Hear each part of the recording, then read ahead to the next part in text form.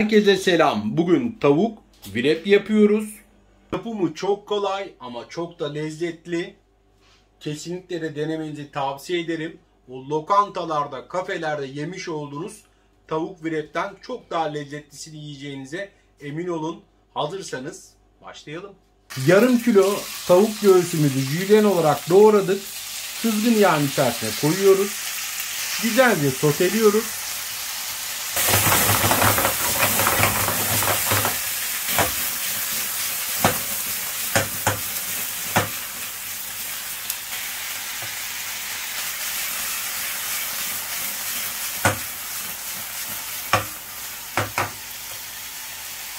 Yeşil biberlerimizi ve kırmızı kapya biberimizi de güzelce soteleyeceğiz.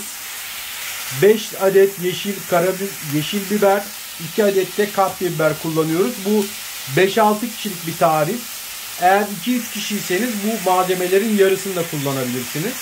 Mantarlarımızı da şimdi ilave ediyoruz. Bunu da soteleyeceğiz. Biberlerimiz, tavuğumuz sotelendi.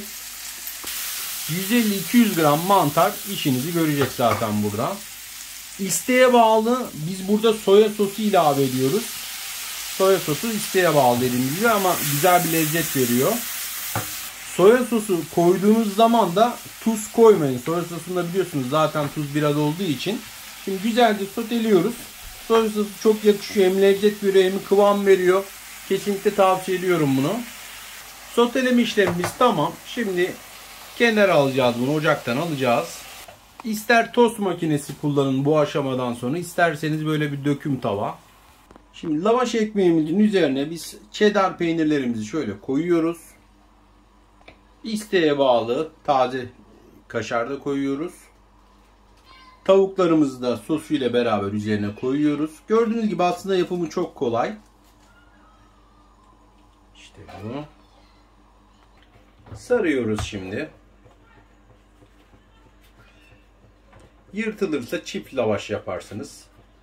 Bazen koyarken yırtılabilir de çünkü. Dökümümüze lavaşımızı koyuyoruz. Şimdi ısıtıp güzel bir çizgi vereceğiz. Hem de kaşar peynir, cheddar peynir erimiş olacak. Çizgileri oldukça da yan çevirdik lavaşlarımızı, dürümlerimizi. Çok fazla artık bekletmiyoruz, alıyoruz. Kurusun istemiyoruz çünkü. Şöyle içinde kesiyoruz. İçini de şöyle görmenizi istiyorum. Gayet güzel ve nefis duruyor. Tabağımıza da koyuyoruz. Evet. Nefis tavuk wrap'imiz hazır. Gördüğünüz gibi yapımı kolay, pratik ama çok lezzetli. Deneyenlere afiyet olsun.